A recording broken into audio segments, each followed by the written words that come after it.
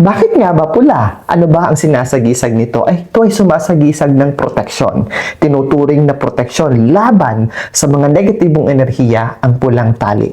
Ito ay nagdadala ng positibong enerhiya. Tinuturing na tinatransform nito ang negative energy.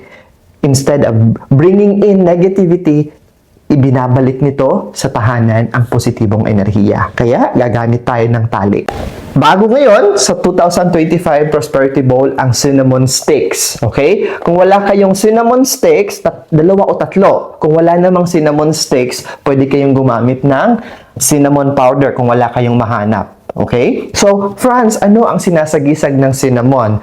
Ang cinnamon po ay hindi lamang ginagamit sa pagluluto, hindi lamang ito ginagamit sa kusina.